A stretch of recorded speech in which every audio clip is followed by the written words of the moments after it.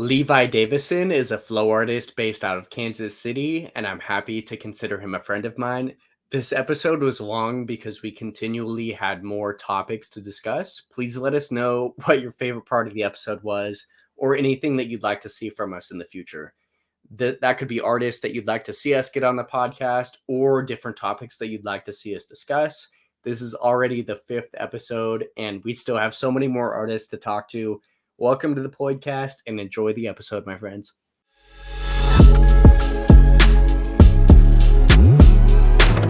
What's up, Levi? Thank you so much for joining us for the 5th episode of the podcast. You've been supporting the podcast since the very first episode, so I'm really excited to have you on, man. Thank you. No, thank you for inviting me on. I'm actually really excited about this aspect of discussion. I feel like the main thing that I could do is just nerd out talking about flow and poi forever, and I don't have those people to do that with. So this is really cool to talk and listen to other people have those discussions. Perfect. Sounds like you're the ideal guest to have on with us. So again, I really appreciate it. We can get right into it. So for everyone that doesn't know about you, tell us what year you got started and how you were introduced. So I actually started spinning glow sticks before poi, and that was in 2005. And it actually came along after I started skateboarding, and then found a group of people that actually spun glow sticks. And there was only 3 of them, but that kind of and I fell in love with it for a similar reason as skateboarding, the whole music aspect, the freestyling of it, and wow. So 2005, man. I mean, that is not a lot of people have started that early and are still active. So props to you, man. That's amazing. It's funny you mentioned skateboarding because Joey was a big skateboarder as well. And he got into poi and felt a lot of similar ways about being into poi as he did skateboarding. So it's a funny little comparison. I feel like there's a lot of similarities in the way that you manipulate a prop, and we didn't really realize that a skateboard was a prop maybe at that point in time. But I think back to it now, it's like, oh, dude, it makes so much sense. That is a really funny comparison for sure. So when you started back then, who are some artists that really inspired you and that you looked up to? So obviously we're going to be talking about a couple glow stringers when we're going to talk about early inspirations, because I didn't even know about poi. I didn't spin poi until 2018 was when I bought my first set. So a long time later. But I was never like training for 15 years on my skills or anything. It was more of a personal hobby, and I played with it, enjoyed doing it. But it wasn't until I found kind of the flow scene that I was like, oh, there's a lot of people that do this, and there's frameworks and people teach and learn together. Yeah. Well, that's a huge amount of time, 2005 to 2018, that you were doing glow stringing and then got into poi. So when you got into poi, how soon after that did you start spinning fire and start getting like into contact poi? So I actually spun fire in 2008. So after I'd been spinning glow sticks for like 3 years, fire poi existed. It's been around forever. I bought a set of chains, probably off of Homa Poi, some like cathedral, real cruddy things. Yep. I do like the 3D. Yeah, the quad cathedral and chain days. I could do like some weaves and like, you know, the infinite orbital type thing on chains. But after spinning them like 3 or 4 times, I'm like, this is dumb. I didn't like it. It's not the same at all.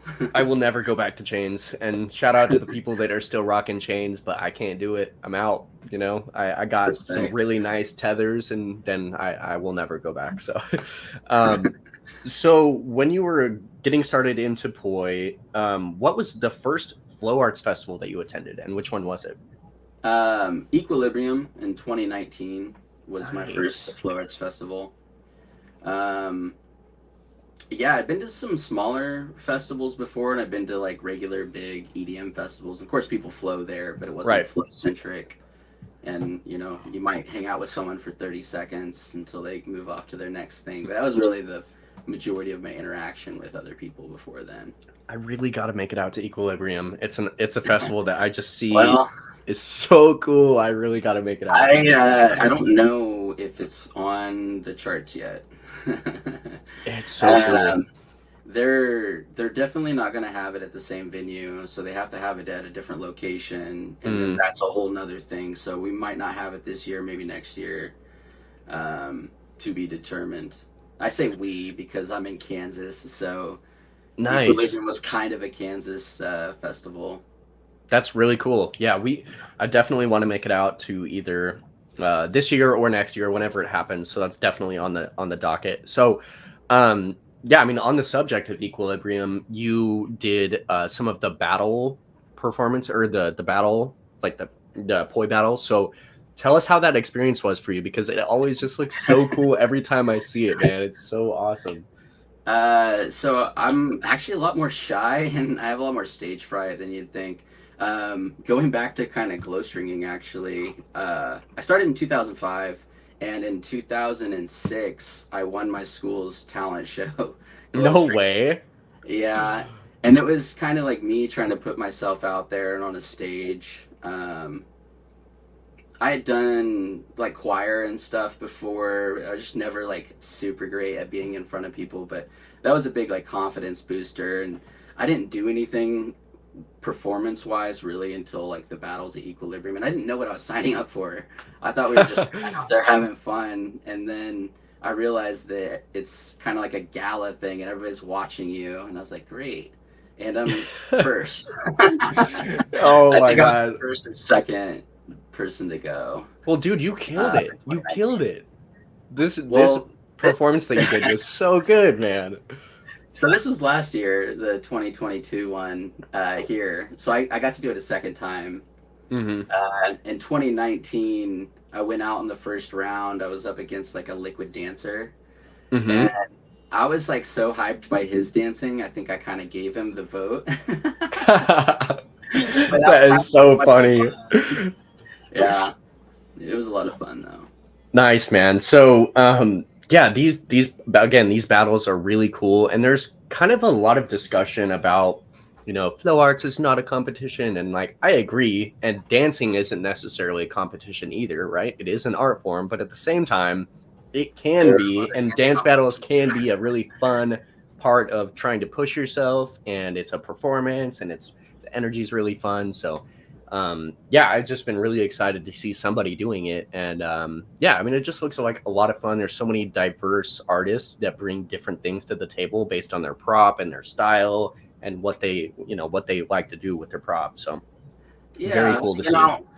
Everybody has their own opinion and where they come from and like what flow and the art itself means to them.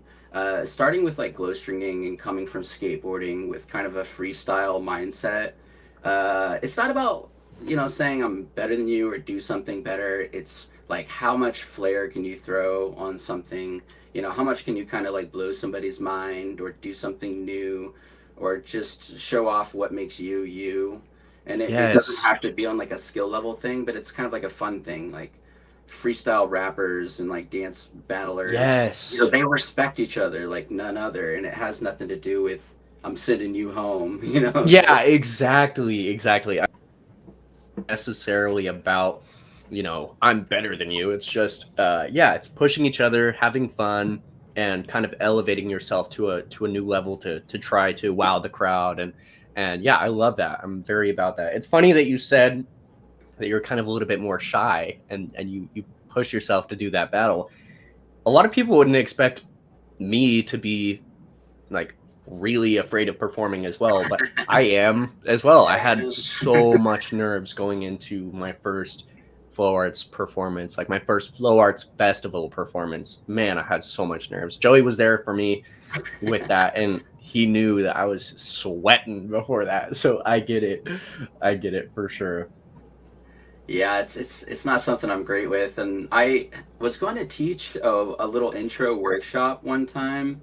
I've never taught one, by the way, but it was at like a local kind of like nightclub here in Kansas City, and I was signed up. I was on the flyer. I was going to spin on stage and stuff just for fun, but I was going to do like a little intro poi sesh, and I was freaking out and sweating. I didn't even know, am I just going to teach the 3-beat weave or what? But no one showed up, and I was like, I was like, you know what, we'll try it another day. You like, no one cares. It's fine. No one cares. Yeah, exactly. So do you prefer instructing or performing? Neither. Neither. I'm pretty selfish. I spin for myself. The flow's for me. I like to share it with other people because I know other people can appreciate it, but I'm really don't like being put on the spot. Again, it's if I choose to do it on my own time. And instructing, again, I feel like I'm kind of on the spot to like give you something conceptual and explain it well. And I'm not good at learning from tutorials and videos and stuff myself. So explaining that's always felt difficult. The only time that I've really been able to teach people is when it's like Renegade, people are hanging out. ᴠᴅᴅᴅᴅ and I spent a lot of time running around last year at some different flow festivals. And I can't keep up with him when he's trying to teach me something. I just can't. He's really quick and he's so knowledgeable and he's got all the vocabulary. But when you're just hanging out, playing with stuff, maybe he's talking to someone else and I'm just on this side playing with something. I'm like, hey, Connor, I learned that thing that you were trying to tell me about earlier. But it's never like, I don't know. It's not easy for me. I understand that. You kind of have to take the time to learn it on yourself by yourself without the pressure of like, okay, and go, Levi, do it, So yeah, I definitely feel you there. And instructing is such a delicate balance because you have to try to meet the audience where they're at and try to give tips and advice without being overbearing. And there's a lot of these little things that you have to approach with instructing. So people are going to be at different skill levels and you're going to try to have it be relevant for everybody. So instructing low key is very stressful as well. I mean, performing is stressful, but instructing is also stressful. There's not like a crazy amount of like education or framework out there for teaching flow. There's a lot of vocabulary that's kind of flip-flopped between how you learned it or where you learned it. Two things could mean the same thing, or maybe it's not even the best definition. And yes, for me, you learn things through the feeling of doing it more so than like I know how to do more things than I could explain what they are. And I'm not even talking about flow. Like the normal things I do in my daily life, there may not be a description on how you move to make certain things happen, but you know how to do them. And to like go into this so late, I never knew any of this vocabulary and be like, you should teach. I'm like, teach what? Yeah, so you're gonna do this thing where this thing is going there. Yeah, the vocabulary is very tough and people will call like different things different. Yeah. So I did my first class or my first we'll just say class at Southwest Full Fest last year.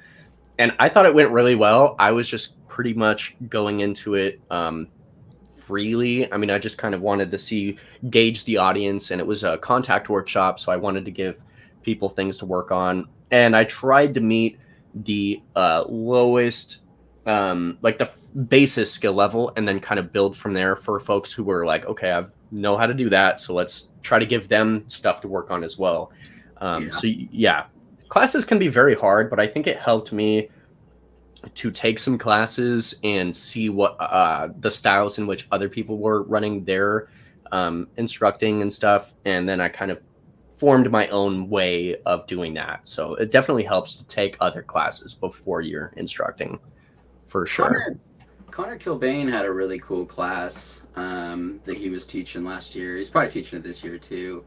What does he call it? Rapid transition theory. And it's taking like all the smaller components of moves and kind of manipulating them in a way that you are transitioning to a new move without completing another move, because you can always get into positions that allow you to get somewhere else, right? But his class was more of like a lecture, almost like a theory, and talking conceptually about it. And then he let the people that were in the class for like the last 45 minutes of it, be like, okay, based on what you're saying, what about this kind of thing? And they were just making up combos and tricks together with the theory of the framework, like not specific moves. So that was actually kind of cool because it gets you to think more than physically doing it right then and there. Right. I really, that's awesome to hear, because I have had a lot of similar ideas, because I don't really want to teach people this sequence, I want to give people the tools to create their own sequence and try to build. I really would like to do a similar class. I think I've theorized it a couple times, but I really want to do something along the same lines of just sequence building theory, kind of like building a full. And it could be a sequence or it could be for a performance, right? Building a sequence that's dynamic and full, and realizing and learning how to connect all the different aspects of what you're doing in one clean performance or sequence. So that's definitely something that I'd like to do at some point. Shout out to Connor. Thank you for bringing that up. That's very helpful. I definitely want to connect with him and try to build something on my own on a similar level. Yeah, that's awesome. Speaking of Connor, we are all members of Flow on Fire. So how did that sponsorship come about, and what does it mean for you to be on the team? That's a good question. So Britt and Kel reached out to me after I did it was like a 2020, I called it the Flowvid compilation because of COVID. I'd recorded enough videos throughout the year. I don't post a ton, but I had enough that I could do a video for every month, and I made a compilation on YouTube. And they reached out just kind of seeing, I guess, the composition over time and kind of some dedication to putting out, a certain level of quality in the content. Sure. Absolutely. So it was really cool. But for me, the reason it meant a lot is I really liked Flow on Fire as a company. I probably purchased for them 20 or 30 times before they ever reached out to me. And so, I was online sharing recommendations with people. One of the first people that I reached out to, I guess you can call them people that are known in the community, was Beacon, because he was modifying things and trying new stuff. So I was buying a bunch of different ropes and knobs and handles and trying out all these different things, because when I started spinning poi, it was like, this isn't enough like glow stringing. So I was trying to make a glow stringing set of poi. So I was just like playing with whatever until I found my niche, I guess. But it's interesting you say that, because your style of poi and the poi that you have, I could not spin them because you have so much counterweight on the end of your poi now. So, which is very different from glow stringing. So how did that transition from your style of poi, how did that help you in your growth? And when did you first start putting on that level of counterweight, because it's a very different style? So I guess first of all, I should be honest, I've been playing with normal poi recently. But 27 grams in the handle. Dude, for people that don't know, that is insane amount of counterweight. So as long as your head weighs more than your handle does, you can still manipulate it in a similar way, in my opinion. But you have a little bit more control of what you can do on the opposite side. I guess the reason I came to want to play with those in that way, like I have, the LEDs on both ends. I ran capsule lights on the head and for the handle, which is a lot of counterweight. But I didn't want two different lights, actually, for the handles and the heads. And I realized that, you can do a lot with weight on the other end, but it's a lot harder for like 2.1 hand stuff. So there was a hill to climb up to do some of those things. And then I realized when I stopped playing with them for a minute that I had all this extra freedom when I was playing with a normal set of poi, because I didn't have those handles in the way, and I've already mentally trained myself to be subconscious of my planes, because the handles will get in the way of the tether with normal capsule handles. Absolutely. So yeah, and your style, I mean, you really embody, for me, the style of having that heavy counterweight, because the things that you do with your heavy counterweight style is just very unique to that setup. So I think you really do a good job with that. But it's interesting hearing you say that you've been playing with normal poi. Yeah. How much have you gotten into contact poi, like traditional, like folding lines and fishtails and all that good stuff? Not much at all. Starting with the capsule handles being so heavy makes it really, really hard to do some of those moves. And then I have a traditionally pretty short total tether length. It's longer than it used to be, But the shorter your tethers are, the smaller your rotation. It just, Yep. everything's more dramatic. The physics of the handle floating over. And I've never been super enthusiastic about regular contact rolls. No offense. No, you're good. I mean, this is one of the good things about poi is there are preferences, and I do things very differently from the things that you do, and that's really great because it's just the diversity. Man, I mean, we're just watching these videos. You do so many like awesome and unique things. I mean, really, your style screams abstract and unique for me personally because I don't see anybody spinning like you. So it's very cool. Thank you. Yeah. I'd like to say a lot of it comes from believing that there's really no rules. You know, when I first started spinning poi and I was spinning it like glow sticks and just, you know, trying to be all over the place all the time. You know, people are like, it's convoluted, you're doing too much, or like, why aren't you finishing a flower, you know? But the thing is, you don't have to do anything in one way. And some people learn things at a different time and in a different environment, and they vibe, they feel a certain way about different kinds of moves. Like, I respect a lot of people's flow that I have no interest in doing. Like, me too. I love that you say that. move. Yes, I love that you say that because I just do what I love, and I do the things that I think look really good or feel really good. And to be honest, I haven't really had a lot of want to learn a lot of different styles. I mean, and I know a little bit of a ton of different stuff, but what I would put out in a performance, what I would do in a video is going to be way different from all the things that I know how to do. And I love that you said that there shouldn't be any rules because yeah, we just build our style based on, again, what we want to do, what feels good, what we think looks very aesthetically pleasing.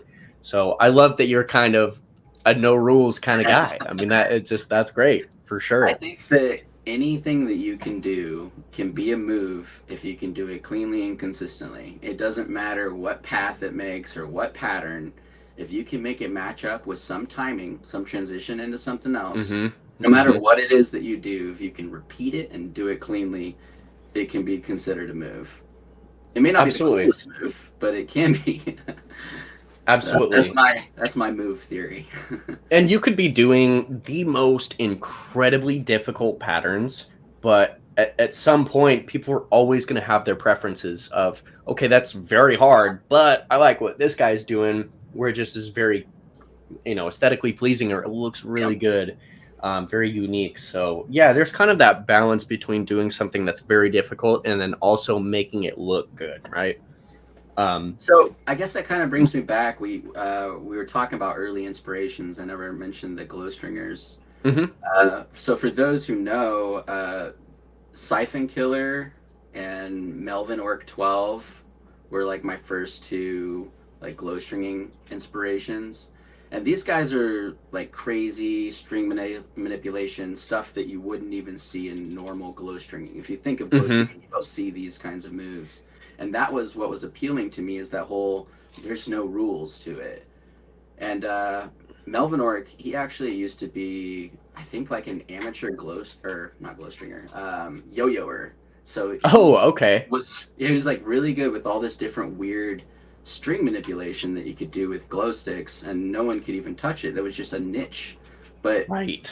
It's not how you spin glow sticks, but again, there's no rules, so why not? It's funny that you say yo-yoers, because as I've grown my page and I've been releasing content over the last couple of years, I'm surprised about how many yo-yoers follow me. Like, there's this one guy, I cannot think of his name off the top of my head, but a very good yo-yoer, but he has just been messaging me all the time for the last, several years, and has been giving me input and feedback and saying, hey, I'm incorporating what you're doing into yo-yoing. So it's cool. Very interesting. Yeah. Weird little crossover there. I can't think of his name off the top of my head, but there's this French Diablo juggler spinner that's really, really fascinating, because he does tons of like string manipulation tech. And the Diablo setups they have now, they've got handles, these long handles on each side. So they can do this juggling with the Diablo in the middle while doing poi spinning tricks with this thin string. And then when the Diablo comes down, they catch you into some other crazy string manipulation. I'm like, it was never meant to do that. Yeah, there's some really interesting crossovers for sure. I've seen a lot of that similar stuff. It's funny, Bo is actually really good at the Diablo as well. He used to Diablo way back when, years ago. So it's funny that you say that because he was also very into that way back then. And now look at him, So Yeah. interesting. So and then going back to Beacon, we had talked about Beacon a little bit off stream. He is one of the guys that's been spinning for a long time. I believe he's been spinning since like 2002 or 2003, right? Yeah. He's been around and knowledgeable in the community and the scene for a long time, and I connected with him through kind of the prop mechanics, putting stuff together, how do you do this, watching his how-to YouTube videos. But then we became friends because, man, he is passionate about poi and innovating. So passionate. Things. Yeah, and then find out, he's an old house head like me, so we share each other all the time. Yep. Yeah, I knew who Beacon was several years ago, and it was great to finally be able to meet him and jam with him. And his fire performance at Southwest Flow Fest was insane. Oh my god, he was doing some of the coolest fire tech, because it's truly a different style. If you're spinning, if you watch my style, if you watch me spin contact poi versus fire poi, I have a very different style. But Beacon is very good at incorporating all those contact ideas into fire, which I very much respect. He's got a really calm mentality. I think that he's one of those people I would consider one with the flame. Like, they were born to spin fire. There's some people's like, it'd be cool if fire spinning wasn't a thing, But then there are people that are like, oh, I only spin poi so I can spin fire better. And it's not to say that he is that, but he's got like his Super Saiyan fire form, and he's totally. Yeah. And Beacon's one of those guys that he is kind of an older head kind of guy, but he has remained relevant and remained, innovative. And I think that's just over that period of time that length of time is very hard to do and very unique. He's really kept up with the times in a lot of ways and has been innovative with the newer styles and the newer tech and finding things to do with, because contact poi is a little bit newer of a thing in the spectrum of what, poi is. Contact poi is a little bit newer of a thing. Right. So he's remained relevant. So I'm glad that you brought him up. We're going to have to get Beacon on at some point because that man is fucking insane. He's got tons of stuff to share with you, I'm sure. Yeah. And we really just skill shared for hours at Southwest Flow Fest. And I'm going to keep plugging this festival because it's new and I really want there to be some more artists that attend this year. If you can, it's in Arizona. It's in September. Applications were just released for anybody that's listening and interested. You should definitely join us. I will be most likely performing and teaching there again this year. That's the plan, at least. So try to make it out.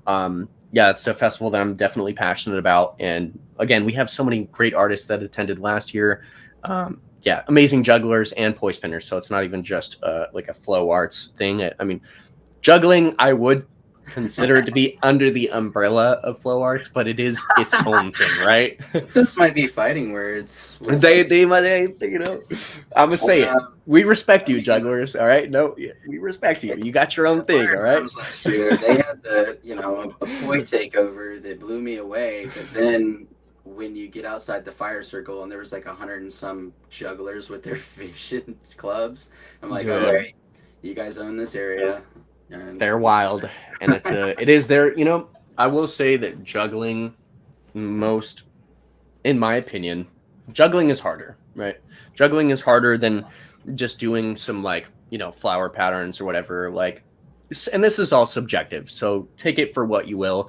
But club jugglers and ball jugglers are definitely, it is their own thing, right? And it's awesome for us to be able to connect with jugglers that are doing their thing at a high level. It's awesome to be able to, share information and try. I mean, even if it's not so much of a tech thing, as it is more of like a training regimen, a lifestyle, the passion behind what you do. And I think those are really the commonalities, less so of like the tech, but more so pursuing what we're doing at a high level, right?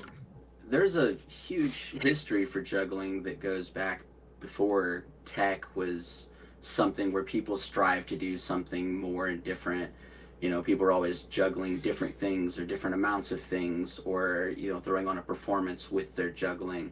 There was always this different image of juggling before it became a flow arts thing. And the 3 club like juggling tech that has come out in like the last decade really blows my mind, because I feel like they could have done that stuff. Like, how old is juggling? I don't claim to know, but it's very old. It's very old. It is very old. I mean, people have been juggling for a long time. Yeah. So yeah, and there really is some interesting crossovers in, we'll say, like 3 clubs to 3 poi, because I find myself now, I'm getting really into poi juggling, and I see all these club jugglers that are teaching club juggling ideas that I'm actively doing with 3 poi, or I'm trying to learn with 3 poi. And it's interesting because I'm like, wow, this is really very similar. 3 club, 3 poi, we're doing a lot of the same things. So yeah, it's definitely interesting. It's nice to be able to connect with the club jugglers of the world. And yeah, I follow a surprising amount of club jugglers. So on the idea of 3 poi, do you have any want or desire to get into 3 poi at any time? I've done it off camera. Oh yeah, okay, all right. My 3 poi is gunslinger single poi hybrid. So I like 3 poi. I think there's some really cool stuff you could do with it, but I've got tons of stuff that I still want to learn with 2 poi. Though I think that there's the niche that's begging to be explored that is a lot more wraps and manipulation with 3. So what I've seen recently with 3 is, like, of course you've got juggling, and you've got like juggling transitions, where you're just moving the poi around in patterns. And then of course you've got where you're finding ways to fit in 3 different planes, right? You got 3 pois, you got 3 tethers that you have to keep track of where they're at. But if you start incorporating a little bit more like string manipulation stuff with 3, I've seen Chris Kelly do a couple things where he'll do like a hyper loop, like isolation thing with 1, and he's got the other poi doing something wacko. I feel like that kind of stuff, there's a lot more to play with. And then wraps, like why can't you be doing 2 poi stuff and then 1 other poi is doing weird wraps around your body at the same time? Sounds like you're the man to do it, Levi. Nah, I don't think so. Come on, bro. All right. I yeah. 17 more years in 2 poi, and then yeah, and 3 poi isn't everybody's thing. I mean, 2 poi will always be it'll always hold a special place in my heart, and I'll never stop doing 2 poi. Obviously, I love contact. I'm very into contact. Poi is like my main thing. If I had to put like a main thing behind my style, contact would be my thing, right? But yeah, you kill that. Thank you. But what I'm getting into with 3 poi is I'm incorporating that style of contact. I'm incorporating contact rolls into patterns, and I'm incorporating contact into my juggling. And that is what I really feel like there is so much innovation to be had, right? Because 3 poi still is relatively in its infancy, I believe. Because 2 poi, I mean, look at all the things that are still being discovered with 2 poi, right? 3 poi is newer than that, so we still have so much more to go, right? And so you're keeping track of so many things when you got constant stuff rolling on your body and a third. I fall behind. It's hard as fuck. It's hard as fuck. And like I've said several times on this podcast before, there was a period of time where I was spinning 2 poi, and people around me were doing 3 poi, and they were pretty new, and they were getting into 3 poi. And I will be honest with you guys, I was a little bit of a hater, okay? People were doing things with 3 poi that I did not feel were very cool, okay? I'm just going to say it, all right? Well, but it took me experience to share with that too, after you're done. Yeah. It took me a while to really see 3 poi and be like, wow, okay, that's fucking awesome. I need to start doing 3 poi, because things were just not very fleshed out yet. And it was, in my opinion, it was all very sloppy, like early on, right? Early on. There were some people that were like Jonathan Alvarez and like people that were doing it at a really good level, but the majority of the 3-point spinners were just, it was just so sloppy, right? So I was like, cool, you can do your 3-point thing, man. I'm gonna do my look what I can do with 2-point. I'm doing all these rolls, I'm doing all these cool stuff, right? But yeah, once I got into 3-point, I was like, oh fuck, here we go, because I just feel like I had a mountain to climb. But after I started really getting my rhythm in 3-point, it has been such a fun challenge for me to try to push myself and create new things and create and again give my own take on 3-point. So I feel like I want to see more people spin 3-point, but at the same time, I'm not going to ever tell somebody to stop doing your 2-point thing, right? Like you do that, man. Like we're all good. I get it. Yeah. So you'll see me spinning fans before you'll see me spin 3-point. I think. My dog. My dog. There's only one cameo of me spinning fans so far, though. So you'll have to look hard. So yeah, give me your take on 3-point. You said you had something to say about like a funny story or whatever.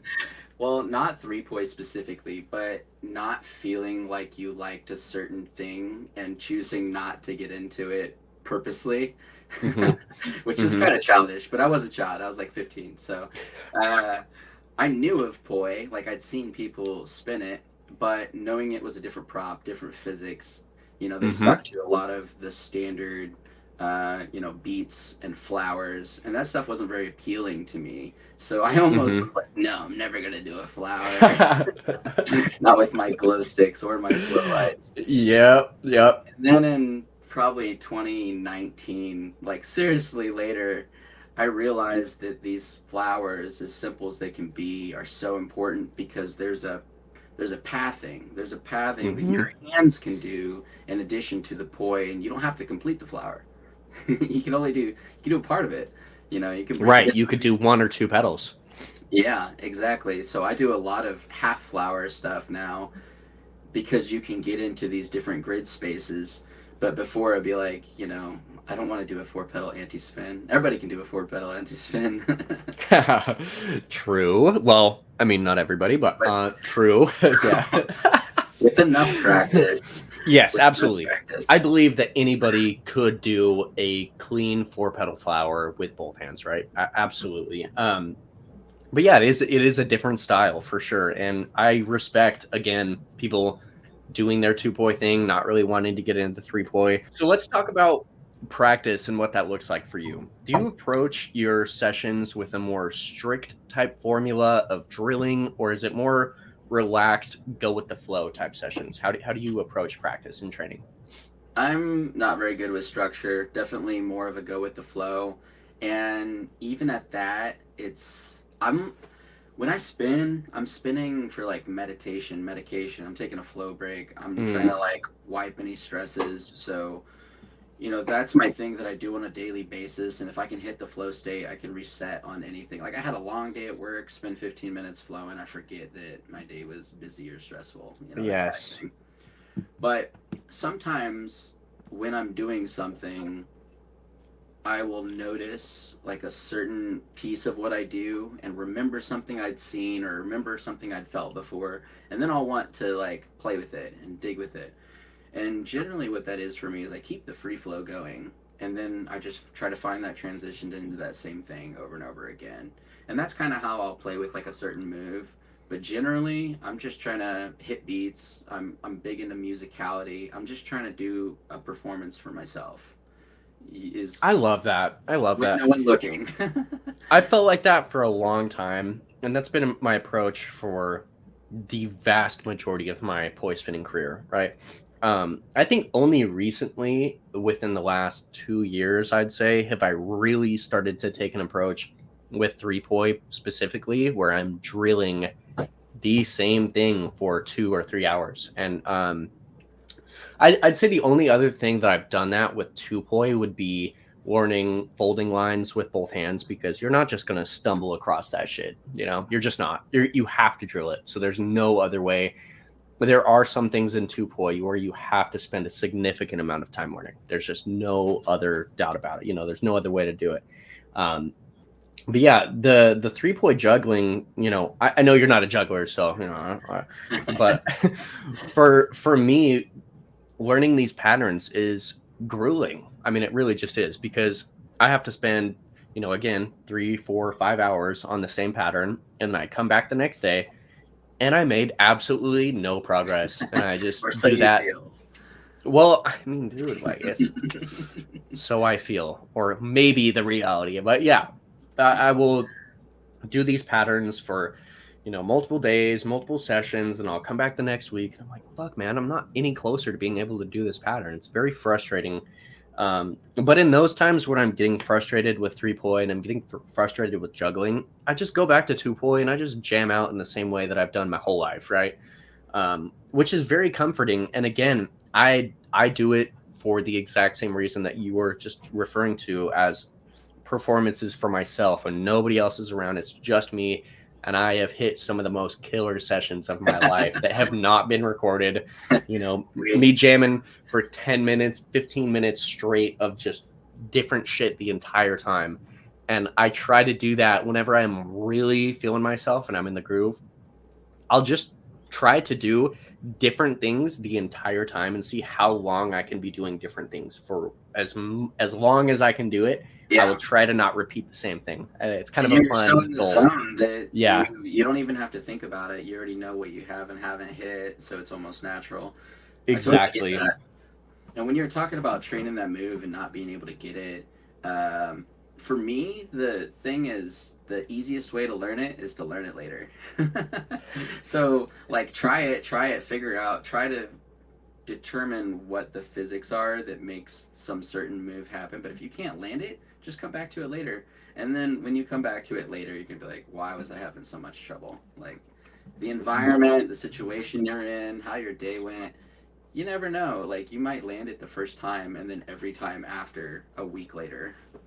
That's really a really good point, because I've been through that so many times where I've been trying to learn this trick and I'm like, fuck, man, I'm so close, but I just can't get it. Whatever, it's not looking right. And I'll spend, an hour or two doing that thing, and then I'll come back the next day even, and then first try hitting it. I'm like, okay, just needed some buffer time for my mind to catch up to what I was doing. So yeah, that is actually a very good thing. At first, I was like, expand on doing it later, but I understand. It's a very good point, for sure. I've had to come back to a lot of concepts when I felt frustrated, and frustration is something that I battle on a pretty much daily basis with poi. Like, there's a lot of really joyous moments for me when I'm spinning and I'm freestyling and stuff, but my whole learning across 15 years, it's, I don't know. Again, frustration. So me and my brother learned a lot together throughout our whole poi spinning life, and he was the guy where he'd just be learning and having so much fun, and he'd just fuck up and not care and just like go with the flow and not worry about it. And then I'm over here learning the same thing or a different thing that he's doing, and I'm hitting myself in the same spot, fucking up at the same point, and I'm very frustrated, right? And he didn't really understand. He's like, dude, why are you so frustrated? Like, just relax. Like, it's fine. But I'm just such a... How old were you? He's 4 years older than me. He's 4.5 years older than me. But he's had this approach his whole life. And I have been the fucking opposite my whole life. And it's just something about my, I don't know, like, perfectionist mindset of, like, being frustrated with myself and, my inability to do something.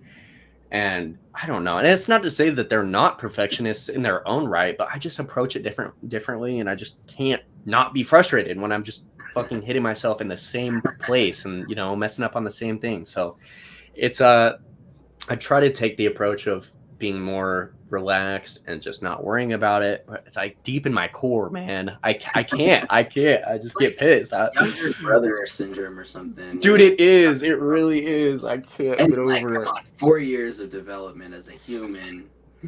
Yeah. Will impede on your ability to learn something at the same time. It's true. You guys learned it. You guys started at the same time. He was just 14, exactly. You were 10. Exactly. Yep. Precisely. Yeah. Still live with that mentality. Yeah, shout out to my brother, man. Fucking love that guy. Really gonna get him to come out to some more festivals and stuff. So we'll kind of branch off into a new subject. What festivals do you really want to go to that you have not been to, if you have any? That is a really good question. I don't really keep much of a calendar. It just things tend to happen, and then I go with the flow. Mm-hmm.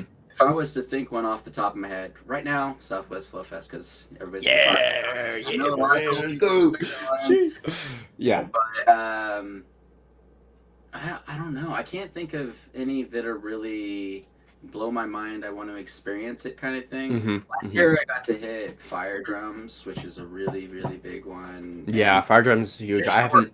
Right? Yeah. So that was a pretty big deal for me. And then the aspect of Equilibrium gave me a kind of a different vibe. It really wasn't that big. It's like less than 400 people. Wow. Each year that they've had it. It's smaller than you think, but the production value has always been really, really good. Unbelievable. I think that's why people think it's bigger than it is. Dude, it is just prime. It's like the battle that I saw, or like kind of playful battle between Chris Kelly and Tim Goddard. I don't know what year that happened, but I saw that shit and I'm like, why did I miss that? What happened? Yeah, EQ, I mean, just the stage and everything just looks fucking so cool. Yeah, I was very impressed by that. There's a lot of fun. Tesla's really cool. Kevin Axtell was the host in 2019, and he's such a great like theatrics performer and host. He was really funny. He does everything flow. I don't know if we have a Kevin Axtell video. Shit! This guy's got more experience than anybody we've talked about so far. Joey, play that. Play what you're on right now. Yeah. So you actually took this. You took a video of this. Holy shit! I didn't even realize. Yeah. Oh my god, dude! You witnessed the thing. Oh my god! That was my first connecting. Wow. Fucking badass. It was really funny in the very beginning, right when they were getting ready to do the little battle thing. Someone yelled, "Tie their dreads together, make them fight to the death." Well, and you guys, look at the production. Look at the stage. Like, this is what we mean by production. Look at this shit. Oh my god. Yeah, that's awesome. And the caliber of artists that they have across the board. I mean, those are big artists. There were so many, relevant and inspirational artists that attended this festival. So shout out to EQ. I definitely got to make it out. This was a video that I definitely have enjoyed watching several times. Thank you for taking a video of this, Levi. Oh my god. Yeah, I remade my YouTube channel. This one has the most views. It's not me. Dude. Tim is a fucking monster. He's a guy that I have not met. I really want to meet Tim. Holy shit. He's crazy nice and super theatric. Like, he has so much fun when he's performing. He's one of those guys that is a performer, but he's also a really, really good teacher too, and just a cool dude to kick it with. I mean, yeah, Tim for me is one of the best, not only tech spinners, but again, performers, because this man performs on the largest stages in Australia. He has his own, like, conclave or festival or whatever you want to call it. But I mean, Tim is really doing it in a different way than a lot of other poi spinners that are at his level skill wise. He's taken the performing aspect to another level. Yeah. Shout out to Tim. Holy shit, this was killer. What's funny about Tim is that he was one of those people I would have considered like a structural learner. Like, he went through every single video and learned everything that there was available about poi. But then once he was done with that, he entered that whole no rules zone. His like nuggets and nugs videos, that he's just making up weird stuff constantly. And then he ties weird stuff with weird stuff, and he creates this whole nother area, these like frameworks that don't have names, that are just wicked. And he has so much wild, like, this is the same pattern that you could do in a different spot, but he does it in like 6 different planes around his body. It's just amazing. Yeah, I mean, I knew who Tim was. I think I found out who Tim was from Predator Poi, which was, how long ago that was. But Predator Poi back then, when that video was released, that was one of the most innovative videos that we had seen to that date. So going all the way from those days of him, starting 3 Poi and getting his feet wet with all that stuff, and then going forward to where he's at now. I mean, he's just remained so relevant, so innovative for such a long period of time. So he, in my opinion, I mean, Tim is really, truly one of my favorite artists to ever do it straight up. I mean, Tim is just absolutely incredible for, again, his tech and his performances, because I feel as good as I get with tech stuff, I have a long ways to go in the performance department and the theatrical department. So I try to take inspiration from those artists and try to take my game to a new level for performing. Yeah. There's a lot of artists that I respect purely for their performance mentality, the skills and characteristics that they have for putting on a show on a stage. You can take some of the most simple moves and turn them into brilliance in front of an audience with just a little bit of flair or character in what you're doing.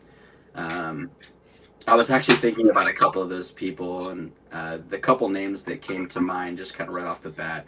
There's classic ones like Yuta and... Oh, that's a good one. That's a good one right there. Yes, sir. Oh shoot, I'm blanking right now. But the other like valuable mentions I had were like Liz Knights, Taz, and Ryan Dusham. Those are guys that'll take moves that they already know, but when they want to put on a performance, they can actually choreograph something mentally without needing to choreograph it. But then they can also choreograph something. I don't know. It's a skill in itself. It really is. Put a performance. Shout out to all those people you just mentioned. Liz is someone I definitely want to get on the podcast. I mean, she has just been at the forefront and in a lot of ways, one of the most successful flow artists to do it, because her level of performance is really, very special. And Liz, again, is an incredible performer. And she has really been so organized and so active in the community for a long time. I mean, she started was a vital part in the Women of Tech Poi scene. And that goes back to, I don't even know how many years ago that was that she started that, or, helped get that project together. But yeah, it's just awesome to see her still killing it and still being so relevant. Shout out to Liz. Definitely want to get her on the podcast. She's just been a great inspiration for a lot of us. Shout out to Liz, and shout out to Wildfire.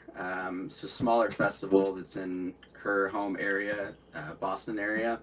And she brought me out to Wildfire last year, and I got to kind of see some of her local people and, the fest that she's been going to for over 10 years kind of thing. And there's a lot of newbies and people that are learning there. So the instructors and the teaching and the community and working together was really, really cool to see at Wildfire. And I'm really thankful I got to meet her and Dave Static, and they brought me out to go. Dave. So. Yo, I play video games with Dave on a daily, dog. A lot of people don't know. Smash. Yes, we actually play Smash Bros. On a fucking daily day, or on a weekly basis. I play with Dave all the fucking time. So you gotta be good then. That guy's nuts. Yo, that's so cool. Small world, dude. What the hell? Yeah. But that's really cool that you were able to go out on the East Coast and hang out with them and meet Liz and collaborate with her. That's really cool. I saw her tag you in a video the other day, and she's like, "Oh man." Yeah, we recorded a video. We were trying to put a sequence together all weekend, and I think we made it too hard because we were teaching each other moves all weekend, and then we tried to put together a 45-second clip. And then we had 2 hours before my plane was leaving, and we found this really cool Boston graffiti stuff, and we tried to set up there. We just couldn't nail it. One of us would nail it, and then the other person would mess up. And I was like, well, maybe I can stitch these together, but I never quite got to it. She's like, well, can I post, my individual one? I was like, yeah, do it, because I didn't end up recording it. Yeah. Well, and that tends to happen when you're collaborating with somebody. If you're really trying to do something very difficult, that's a reality. You're not always going to hit it. Try number one. And that's something that I try to stress when people see the videos that I'm releasing. Y'all don't know, sometimes I hit it first try, but that's rare. A lot of times it takes me 30, 45, an hour and a half. Like, it depends. So it depends on how difficult it is and how new the ideas that I'm working with are to me. So that's definitely a reality. I drop a shit ton more than you guys think. All right. I just don't post my drops. Okay. So, yeah. See, and I can't hit a sequence that I put together in enough tries for me to not be frustrated because I don't want to be frustrated. I'll just record for 10 minutes and hope something's good that's in there and then complain that I didn't hit this one thing that I've been literally wanting to give it a camera, but then I forget mid-sesh, or it's in this other portion of the video that I'm definitely not going to upload. Man, yeah, I think it's important for other folks who are kind of, you know, in their early/intermediate phases to know that, hey, we're not just some robotic people. We just take a lot of time to get, you know, a sequence or a video on camera. So it's Dude, I'm really scared of that red button. So like, if you guys are seriously, it is hard. I am too. Yourself. I'm not good at it. I'm not the same person on camera when I record. It's so interesting, isn't it? Because it's still just you and the camera, but for some reason, that red button, I feel that 100%, man. It's just, you feel that pressure. You're like, okay, I'm on video. Everything I do is just going to be, you know, permanent or whatever. Yeah, I feel that 100%. And something that we didn't quite get to yet, we had talked a little bit off stream about one of your favorite YouTube videos, if you had to choose one, right? And you had told me about Ben Cooper. So we're actually going to play a segment of that video and tell me a little bit about why this video was so important or so like stood out to you so strongly. So yeah, Ben Cooper is one of those guys that, you know, the physics, the breaking it, like putting more into it. So like, he's got a lot of moves that sometimes they're simple, but like the way that they can be combined, you wouldn't have thought of it before. And sometimes it's just wonky stuff. So I've really liked just his mindset of like trying anything type deal. But then this video specifically, I just think he was having tons of fun, man. Like, he's got this whole like, oh, I found gold. They're poi. Yes. And he's got this whole like trick by trick type thing that he's doing in the beginning. And then he's got like a 2-minute like straight free flow sesh. And at the end of the video, he's like, oh, by the way, POV 3 poi tangles like off the wazoo. And I'm like, all right. Yeah, and this is actually a longer video for sure. How long is this video? It's like 8 minutes, 10 minutes. 14, almost 15 minutes. Okay, well, there's like 3 primary parts to this video. Yeah. I encourage everyone to watch it. Yeah, Ben doesn't post a ton, but like you can tell that he loves to spin. And this is all like him, you know. Like, who taught him that? Yeah. Okay, so these replacement patterns that he's doing, those are very unexplored. And I've been playing around with a little bit of my own version of the replacement patterns, but I think they're very cool, especially with 3. I mean, he's doing some innovative shit right now for sure. What year did this video come out?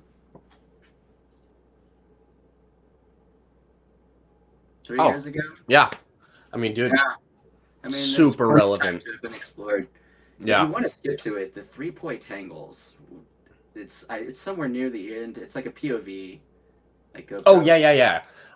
Yes. You know, it's I've seen this. I've seen this segment of this video. I believe he was on some kind of, like, Drex had put out some kind of like you know, shout out video or whatever was happening, whatever the video was, but he had given this video a shout out and said that the POV of these 3 poi tangles and all this shit was very cool, which I agree with, man. He's just doing some really innovative shit. He's got the little eye shut. Yeah. Transition in there. Holy shit. So yeah. And again, I mean, depending on your preference for poi, could be not the most aesthetically pleasing or the most, like, you know, wow. But for people who really care about the tech, this is brilliant, right? Mm-hmm. What he's doing is very special. So shout out to Ben. Hopefully you see this clip. This is fucking beautiful, man. Thank you for putting this out.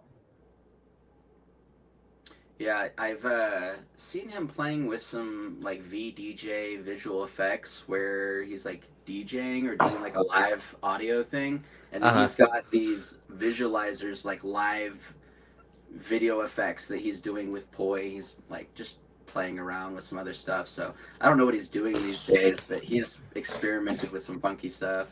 Oh yeah. And these tangle type patterns are really in a style of their own, right? I mean, it's one of those weird subcategories of poi that they're just doing it because they think it's really fucking cool. And it's not so Mm-hmm. much of like, again, I think visually appealing, like if he were to do this on like a large stage, maybe people couldn't really see the minute details of how cool what he's doing is. Oh my god, that was so cool. Holy shit. But like I feel tech like nerds tech nerds like ourselves are that they see it, we see it and we're like, holy shit, Ben is yeah, absolutely murdering it, right? Like, yeah. so fucking cool. But then you look at through the Muggle lens, and you're like, I'm not sure what you're doing. Exactly. Exactly. But they might see, a more visually appealing pattern that they're like, oh, that was cooler. But like, what's Like more back then, difficult? buzzsaws, you know. Yeah. Yeah, exactly.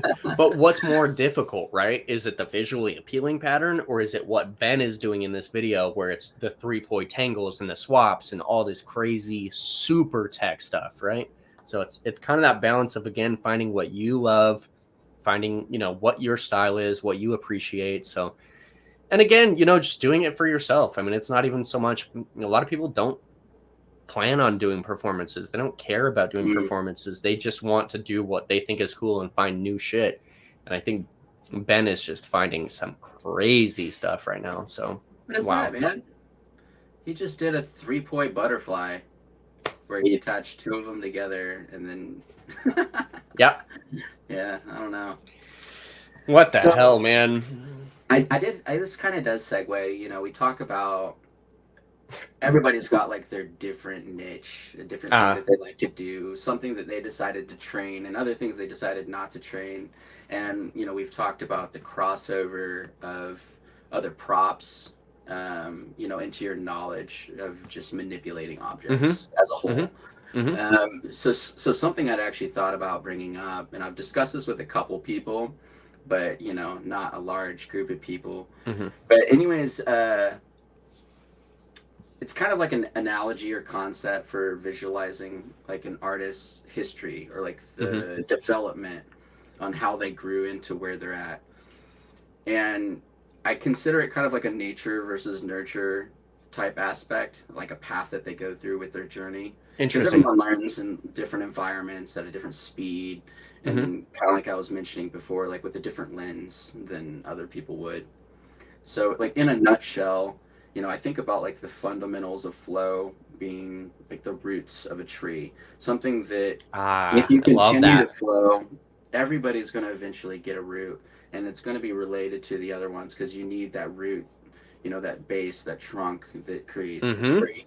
mm-hmm. And you could probably say that a single beat or a 3 beat is one of those things because there's tons of other moves that incorporate it Absolutely. in the grand scheme of things. But then, like, your branches are some of the frameworks and the different tricks and stuff that obviously exist once you get a little bit better and you know what you can move into. And you choose to go in one of those directions. Do you want to play with wraps, or like, do you want to play with flowers? Do you want to try to do some contact stuff? Very general, frameworky type stuff. Uh-huh. The difference when I think about visualizing a person, though, is that someone may get stuck in a rabbit hole and their branch keeps going in this one direction and they just keep digging and digging and they're growing a really wide tree. They're not going up and creating all these bunch of new branches up there. They're growing wide and they're creating a bunch of other little branches in there, and maybe they're making new stuff or they're just exploring areas that are deep in this one realm, while some other Absolutely. people, and I'm just word vomiting because I Yeah, love no, this. no, dude, please. I'm loving this. Yeah, I very much And relate then to what you're saying right now. So please continue. This is great. if you take a playlist of poi videos and you learn all the fundamentals and all the basics and you go through every single one of them, you're growing like a tall tree. You're creating all these big branches and maybe you're not growing really wide and learning Mm-hmm. something that's really far fetched whether you created it or someone else did or no one knows it exists, but it's a thing. But you're doing all these things that people have seen, you're growing real big. And then, as the flow seasons have passed, as you continue to do it for longer, you start to grow these leaves and these flowers and these buds and these different patterns that are all a part of how you got there. And Yes. sometimes you skip certain branches and you learn other things because they're related. And then, there's different species of trees. So you got the different props and how they can relate to the other prop, So that's kind of like my way to say, like, what's your tree look like? Yeah, dude, that's I love that comparison. Thank you so much because honestly, like going back to when I first started, I would not be the same spinner that I am nowadays without being introduced. And this has been very much of a discussed subject on the podcast so far because it's very integral to where I started and what I'm currently doing right now. But I would not be the same person or the same spinner without being so heavily introduced to what Wyatt Davis was doing back then with Contact Boy, because he really created that love of Contact Boy for me, and that's why I always will have a special place for it in my heart. And again, I mean, even the contact rolls and the stuff that he was teaching me back then, or that I learned from watching him back then, I'm doing it with 3-Poi now, and I'm doing a lot of these concepts that he had taught me or that I had learned back then, and I'm incorporating it into a newer style, and I'm putting my own spin on it. And that's really important for our growth and our overall style. And it's interesting that you said we kind of skip over some parts, because I've skipped over a lot of shit in my life, right? In a lot of my poi spinning career, and it's impossible to not do it. You can't learn everything, right? So you have to be specific on the things that you're trying to take on, the ideas and the concepts that you're trying to take on.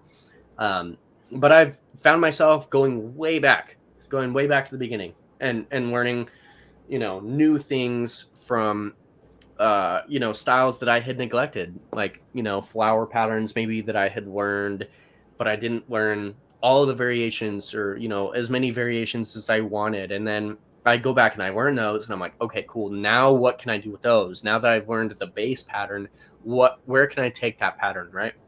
Exactly. So, yeah, exactly. I've been playing with some fundamentals the last couple of years, like stalls and like grid placement. You've got your 9 square theory, and I don't really follow a lot of that general poi vocabulary, but I understand the spaces. Right. We happen to be symmetrical beings, So,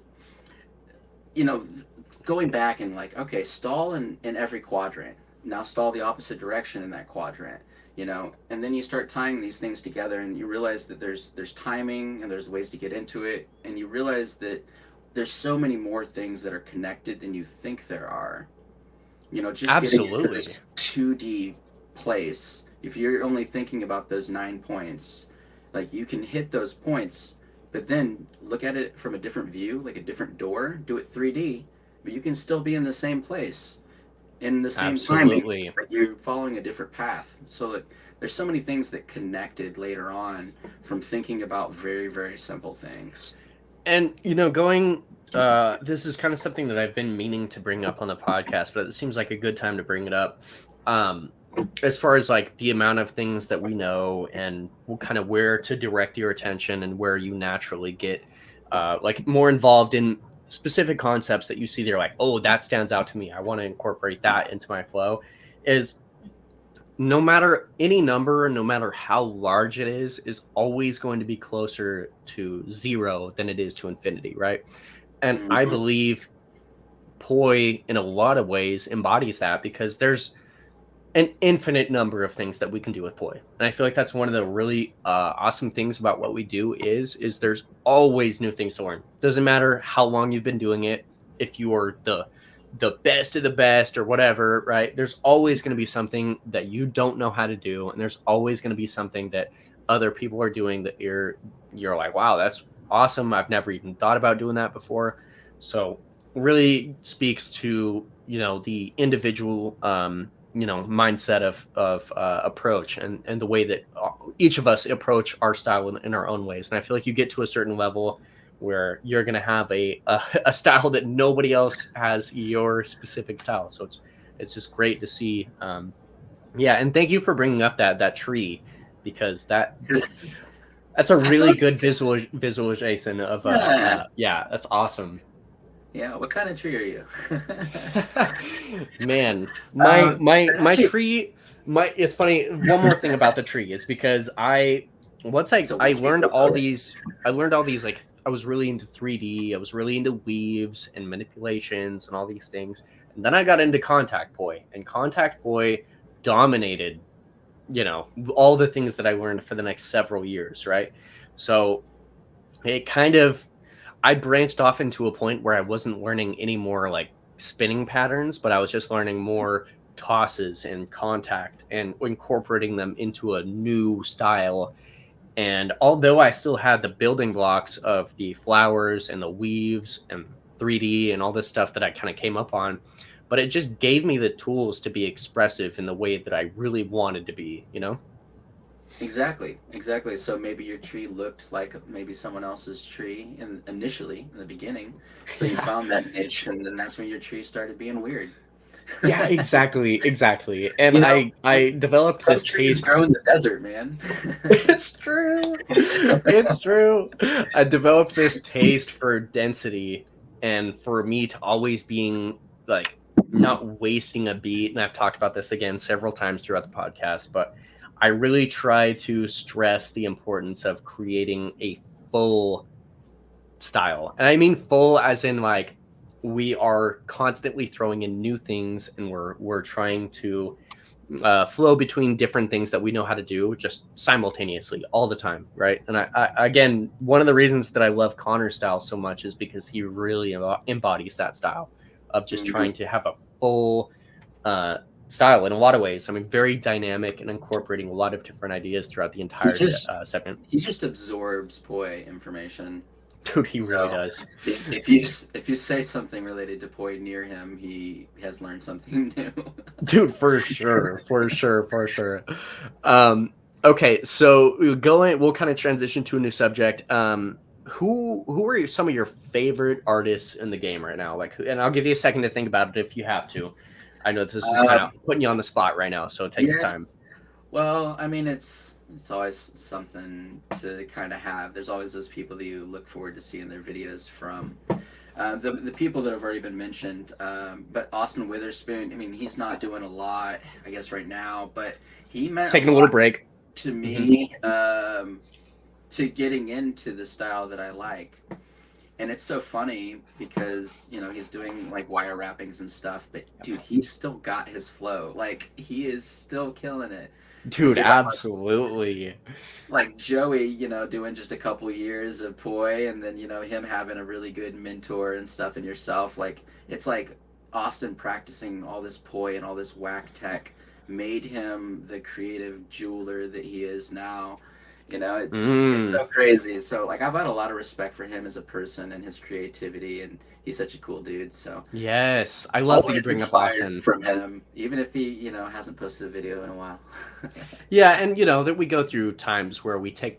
breaks, and he's not going to stop spinning poi. I refuse to believe it. He's still on the grind, low key. He might be doing his wire wrap stuff, and that's awesome. We totally support him in doing that, but he refused to believe that he has stopped spinning poi entirely, because he has that love for it in the same way that we do. So shout out to Austin. I'm very glad that you brought him up.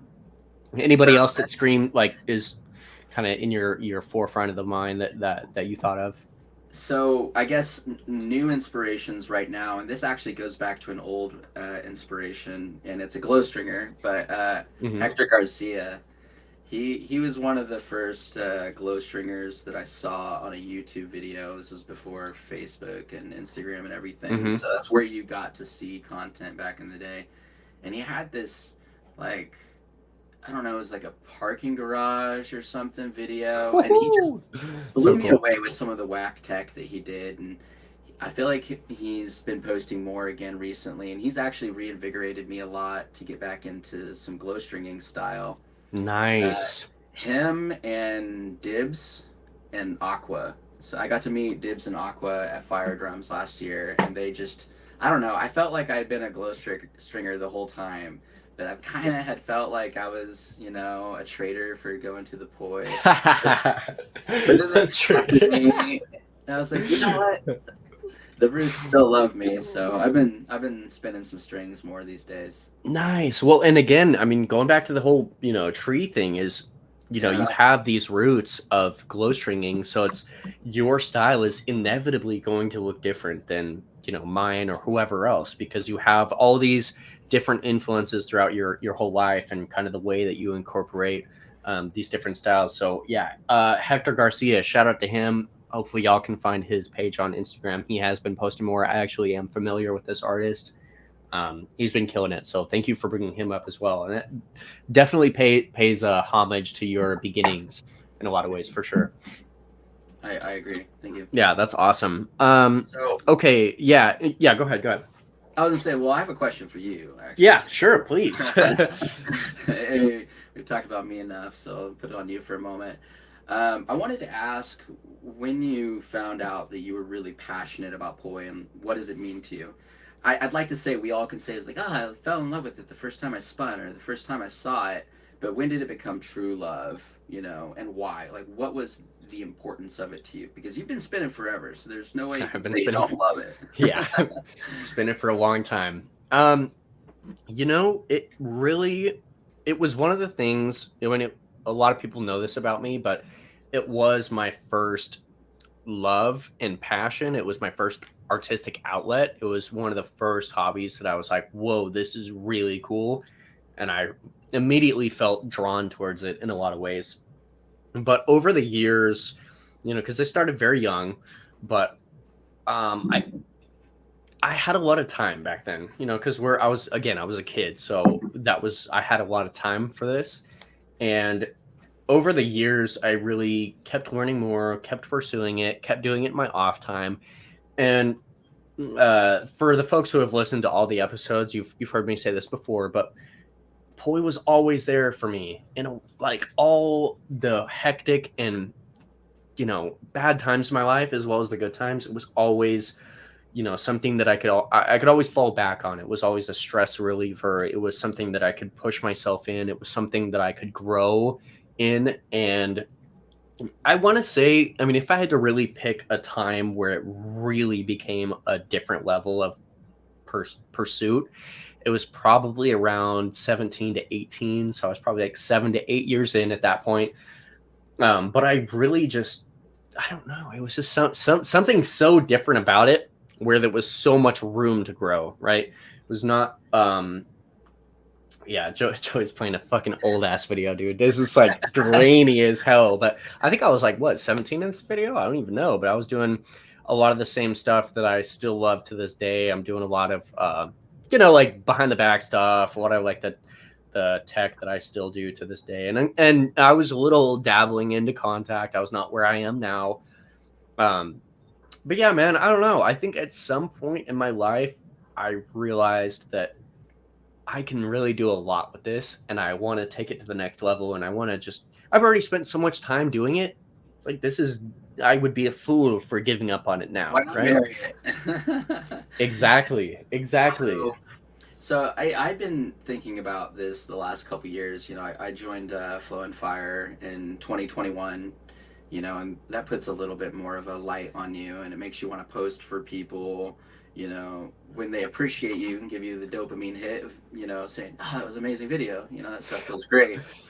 That's not what it's always been about for me, but it feels good when that happens. Yes. So I was thinking about it. I was like, when did I become really passionate? When did I fall in love with it? And what does it mean to me? And I realized, I love the idea of doing the manipulation, the freestyle, the same kind of game that I'd enjoyed my life up to that point.